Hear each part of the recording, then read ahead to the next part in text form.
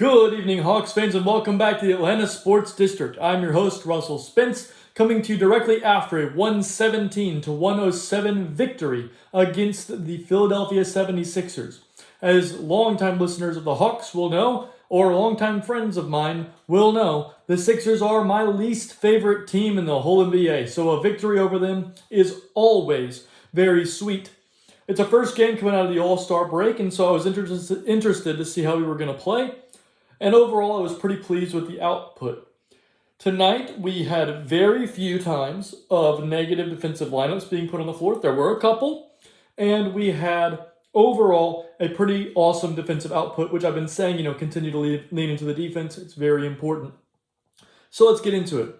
Overall, the offense was a little bit of a struggle today in terms of efficiency, and we only had one real breakout starter and one real breakout bench player in terms of offense, and everybody else played a role. And that's the kind of thing that I've been saying is when you play defense, you don't need a great offensive output game in order to win the game. Tonight, we had a really great offensive game come from Jalen and a very good offensive game come from CJ McCollum, and the rest of the team just kind of fit in, scored points in the flow of the game, made sure that when they needed to, they made shots, but they weren't, superstar level offensive players tonight. We didn't have a, outlier kind of performance from Naw or an outlier kind of performance from Kispert or Landale or anything like that. But we just had good, solid play around the board offensively. I will say we had a little bit of time where we didn't really play through our offensive sets. In the fourth quarter especially, we had a lot of times where it was just like dribble up, shoot, get it blocked. Or dribble up, shoot, and shoot something crazy. There was no flow to the offense in the fourth quarter late. And so they did start coming back a little bit when that was happening. But we were able to kind of stifle that run and make it back using the good defense. So now we're going to talk about the defense. In general, the defense was really, really, really good tonight. The defensive output from the team is extremely improved when we give enough minutes to Zach and we give enough minutes to Mo. Tonight, Mo did play what was the backups 4 minutes. I still wanted to play more. I want Jalen to play the 3, but we got enough minutes from Mo for him to make a positive impact defensively, and Zach played a very pivotal role defensively tonight and played enough minutes to really make an impact. And so, moving forward, I would like to see that continue. Even if we get somebody like Kuminga in, I think that both of them can make a huge defensive impact for this team. Now, we did have a few times still where we had Landale, Kispert, and McCollum all on the floor, and those lineups were still quite bad defensively. I would like to see us venture away from those lineups being put on the floor. To me, with the team we have together right now, putting those 3 players on the court at the same time is avoidable, and if you can avoid it, you should avoid it. But other than that, we had a great output defensively tonight. And even with those bad lineups and those times where the defense wasn't very good, we were able to still play good overall team defense because for the 98% of the game, the lineups were really, really applicable to success. That's the important thing. We need to be able to know, again, this team can make shots, this team can stop people, and this team can get rebounds. And tonight, we had the majority of the game with that being the case. So that being said, I'd like to move to the player-by-player section. As I said, the offense was a little bit lacking today. The defense really played up and played very well. And to start off with that, we're going to talk about Mo. So Mo played 10 minutes. He did not score. He was 0 of 2 from the floor.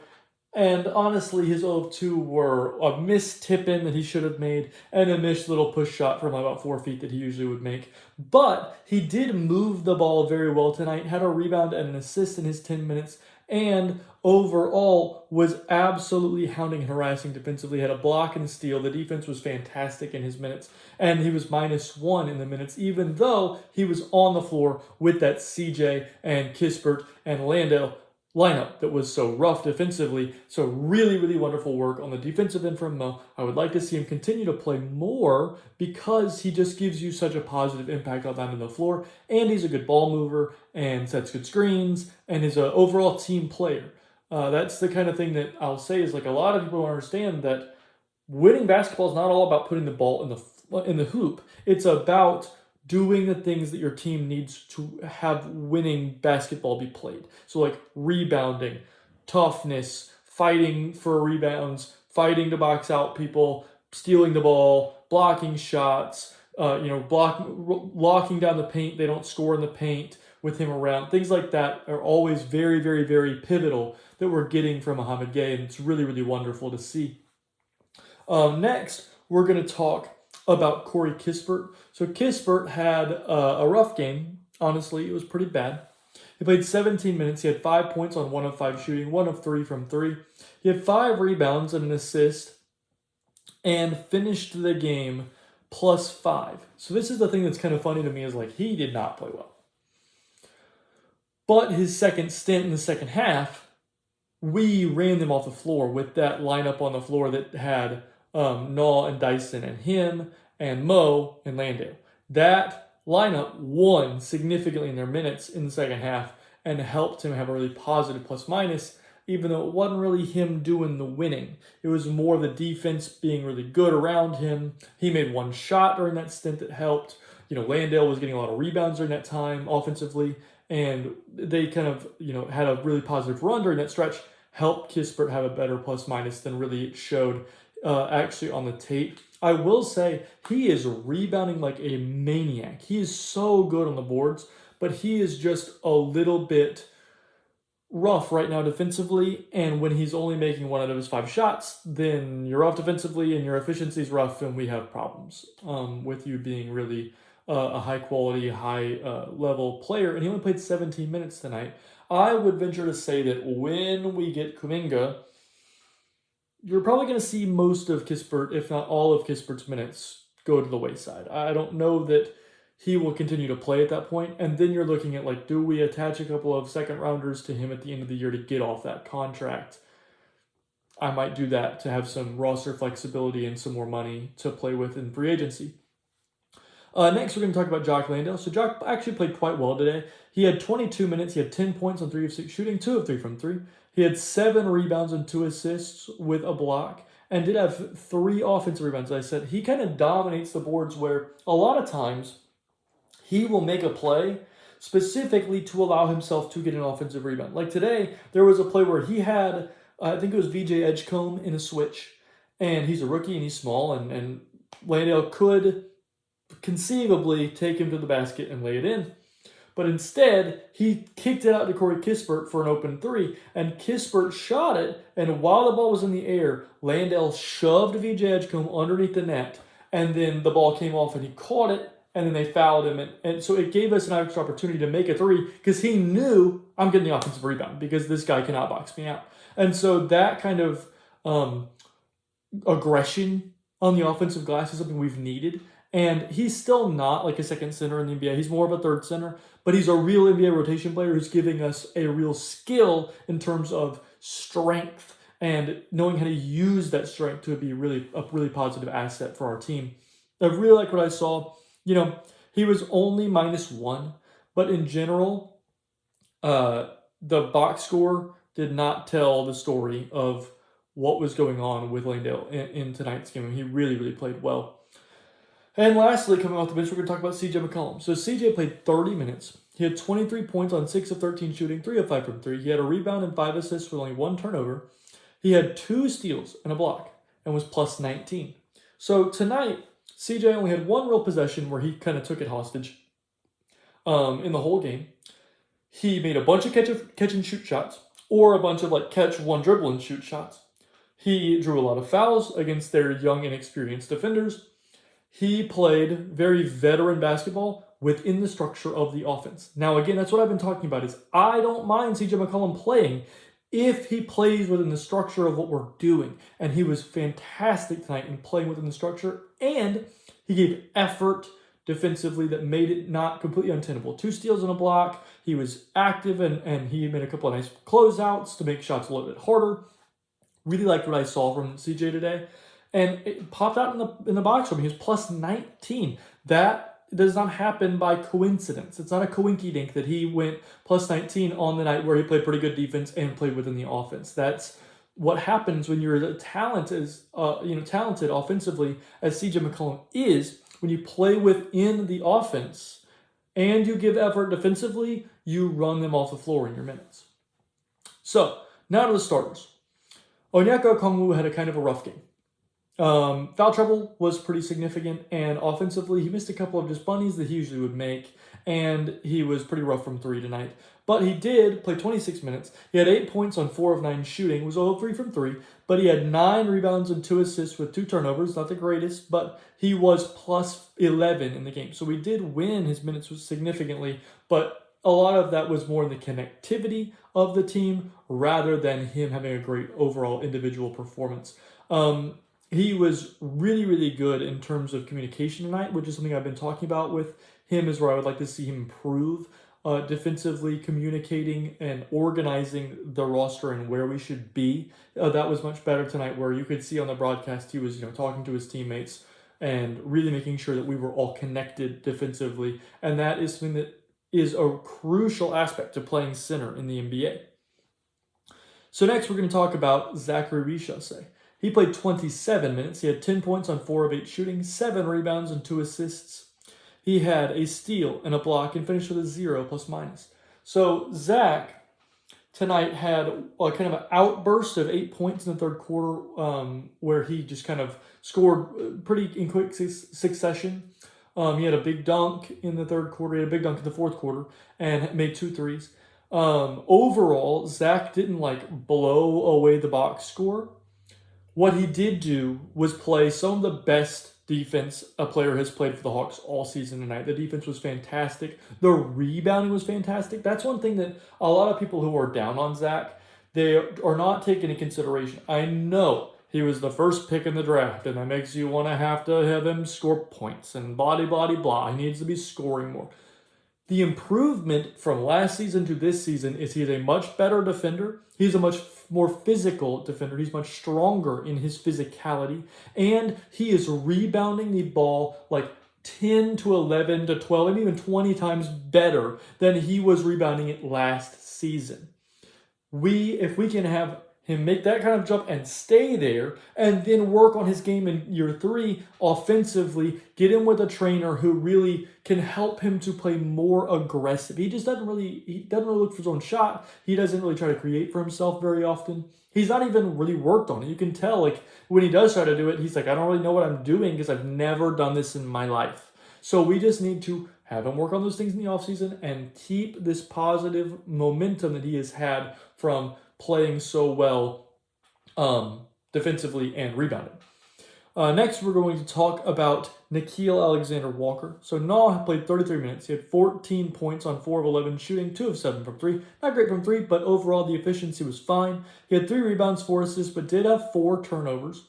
But he countered that with 3 steals and finished with a net 0. So again, low efficiency in terms of turnover to assist ratio, pretty low efficiency from 3, didn't score a ton of points, but the defense that he plays makes up for it. The defense was fantastic, and it kept us at a net neutral, even though his offensive game tonight was not as pristine as you would like it to be. I really enjoy watching Nickeil Alexander work on the defensive end. He is absolutely hounding and harassing. There were multiple times when he just picks somebody's pocket and gets a run out, or picks somebody's pocket and we get a layup on the other end out of it. He is a mastermind at that stuff. He also is great at drawing those offensive fouls, as we've talked about. He had a couple of instances where he did that tonight. The officiating was pretty rough. We'll talk about that in a minute. But overall, I thought that Nickeil Alexander-Walker played a really fabulous game defensively and just needs to clean up some of the efficiency things on the offensive end, but overall was not a huge negative on that end. He made some positive plays. He scored well inside the 2-point range, and just needs to clean up a couple of mostly the getting up in the air and not having anywhere to go with the ball. And then he has to make some whirly bird, twist, turn, throw pass that he's not capable of making. He's not Trae Young, and so he's not Tyrese Halliburton. He's not one of those guys who can make those passes. So don't put yourself in that position, because you're not that guy. You're the guy who is an amazing offensive player, an amazing defensive player, and is extremely valuable, but you're not the upper level 99.9th percentile passer that some of these other players that can make these reads and these looks that they can do. You're not that guy. Moving on, we're going to talk about Dyson Daniels. Dyson had a very interesting game. He played 37 minutes, which is quite a lot for a defensive stopper. He had 15 points on 7 of 12, shooting pretty decent efficiency, but he was 0 of 2 from 3. The three-point shot still looks awful. But he has 7 rebounds, 2 assists, 2 turnovers, only had 1 steal, but finished the game +6 because he was Tyrese Maxey's worst nightmare tonight. Tyrese Maxey had 28 points on 23 shots and finished the game with only 3 assists and 2 turnovers. He was really bad in tonight's game, and a lot of that stemmed from being guarded by Dyson Daniels. It's the reason I talk about, like, there's a Dyson Daniels effect. When you see the other team's best player has really bad efficiency and scored less than their average, that's usually Dyson. He's usually the reason, and then like bad turnover to assist ratio and all this. That's the pressure of Dyson Daniels on a player. I used to call it like when DeAndre Hunter was younger and he still had his bounce and he was really good. Like he was kind of like a Luka stopper and all that stuff where he was really good against Tatum and all those people. I would say he puts them in a bottomless pit of despair. And that is what Dyson Daniels does to people to the nth degree. He puts people in the bottomless pit of despair, and he did that to multiple players tonight. Really great defensive game from him. Really fantastic. Really love what I saw from Dyson. And lastly, we're going to talk about Jalen. Jalen played 38 minutes, which is a lot, and you probably could stand to have Mo play a little more. But he had 32 points on 9 of 22 shooting, so the efficiency was a little down. But most of that came from him being 0 of 5 from 3. He had 10 rebounds, 5 assists with 4 turnovers. Not the greatest in terms of turnover to assist ratio, but he had 3 steals and a block and was plus 11. Really, really great stuff from Jalen tonight. Looked like an all-star out there. Looked like the best player on the court. Looked like they could do nothing with him.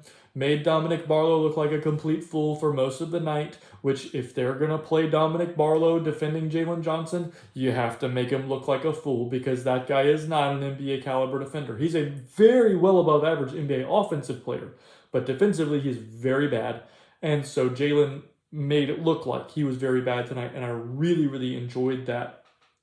So overall, I really thought it was a great performance. I thought it was a pretty well-coached game in general, which, I have to give props where props is due. When that happens, I felt like Quinn did a good job managing kind of how things were going.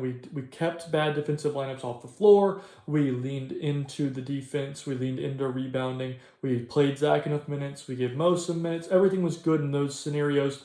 I do worry that we're not going to continue that because there was a section of time where Asa went to the table and then they kind of shot off on a run and they started scoring a lot, and we put Mo in instead because we were like, we need to get some stops, which I'm glad we did that. But I'm worried that then they're going to go, well, Mo didn't really play very well offensively last game, so we're going to give those minutes to Asa next game. Do not do that. The defense is much worse when you do that, and that makes things very hard. So just continue to play these defensive lineups and take the offensive ups where they come. That's the kind of thing to me. I'm like, I don't care. We're going to score enough points. We just need to make sure they don't score 140. Because that's what happens when you play those lineups that's like CJ and Corey and Asa and Landale all at the same time. It does not work.